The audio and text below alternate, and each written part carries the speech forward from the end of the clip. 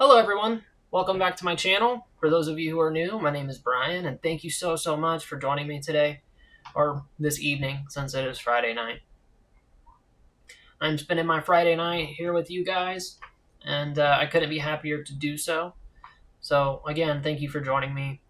Today I just wanted to talk a little bit about this intelligence, the absolute, and how we can interact with this from our ego perspective just on a day-to-day basis.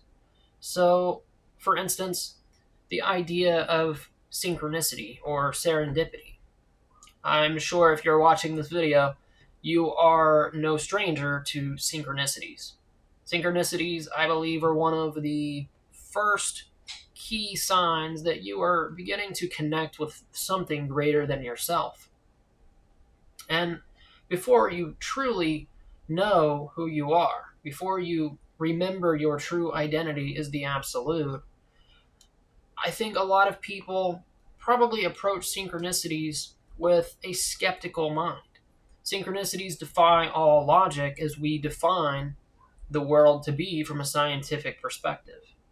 Everything that exists is supposed to be a world of separation. It's supposed to exist independently of anything and everything else.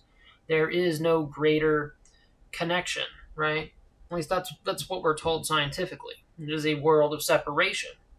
However, in reality, this is a world of the illusion of separation. So that means that the separation that we perceive, the having something outside of oneself that we experience on a day-to-day basis, it is only an illusion, and there's really only one identity that exists. Everything is just one identity experiencing itself simultaneously in one timeless moment. It's a mouthful, but that is the truth.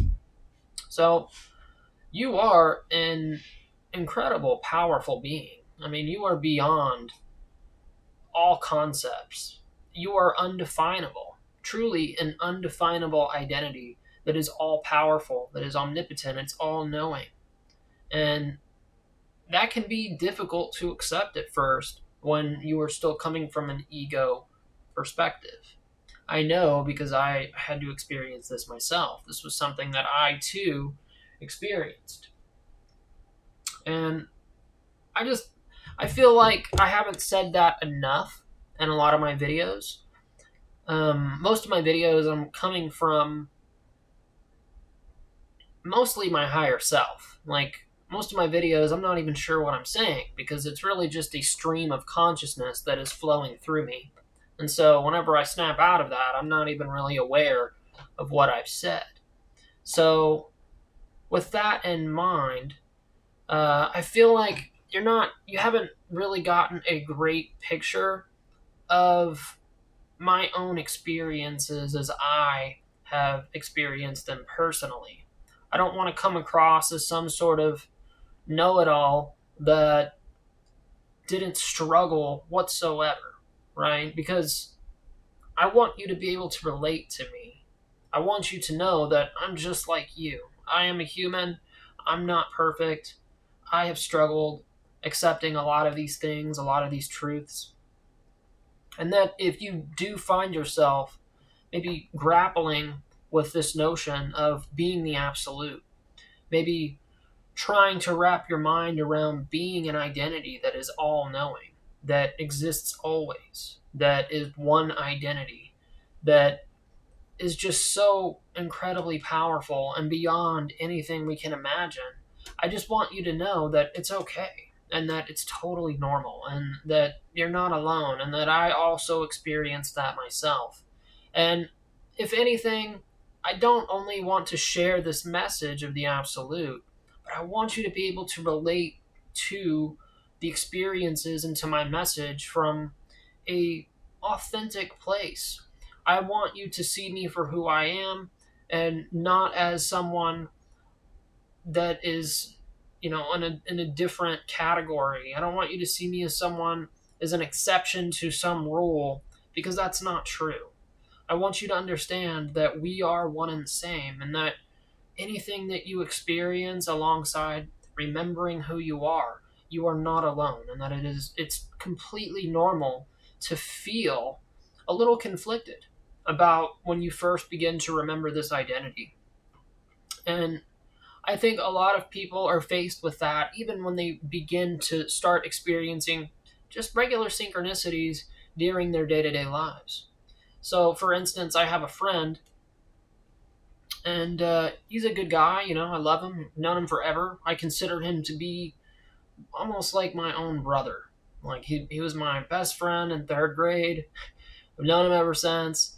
And he is a good guy, but he's very closed minded, like extremely closed minded. And I'm the kind of person, I like to be honest. I like to, you know, get people thinking outside of the box. So very often I'll say things like that maybe kind of ruffle his feathers, so to speak. And I'll start pointing things out to him. And of course, since I began doing this, he's actually told me, like, now he sees these repeating numbers everywhere. And, he'll talk about a lot of the synchronicities that he has. And I can sense that, like, he appreciates that magic that's there. He can feel that magical connection. And he can see this underlying intelligence that is always present, that is always with us, that is us. And while he may not understand it to the level that I hoped to convey to him or to you, just knowing that he can at least feel that magic, he can feel that connection, it means a lot. I'm happy that he can see that because there's beauty in that. But in his experience, I can tell that he's conflicted about what it means. So, for him to truly accept the message that I'm telling him, he's going to have to drop all of the things that his ego is clinging to, all of the things that he uses to define and describe himself as an identity. He's going to have to release that. And that's not an easy thing to do for a strong ego personality. Now, we all have an ego, and we all approach our lives from the perspective of our ego. Whether we can tap into our higher selves or our spirit guides, we still approach this life from our ego perspective. And so, that said, some egos are a little bit stronger than others, right? I mean, most of the time, the idea of the ego is seen in a negative light. And that's something I've tried to do away with because the ego is important. You are your ego personality for a reason. You have chosen your exact ego for a reason that only you will know, right? Your soul has a specific plan that it wants to experience. While there may not be some grand meaning, because the meaning is up to you, your soul does have a plan. It does have goals. And it chose your ego specifically for the goals that it wanted to experience and achieve. And so that means that in a way, like, we all, all this talk about chosen ones, like, yeah, you are a chosen one because your soul chose you. Of all of the people that it could have been throughout all of time, throughout all of the experiences, your soul chose you. Do you know how special that makes you? I hope you can feel that because I feel it deeply right now. It's a very powerful message. And it means that you are loved. It's a love that is beyond measure. It is such a deep, unconditional love. And your soul wants you to know that you are so loved, that you are so special, that you have a purpose. Now, whether you have discovered that or not, you will. You will. Especially if you're listening to this video, you are certainly on the right track. I want you to see the message that I'm giving you here today as being a reflection of your higher self. This is a message from you to you. I'm not even actually present within your reality. I am just a reflection of who you would believe me to be while sharing this message, which means that in reality, each and every person you encounter is truly a reflection of yourself.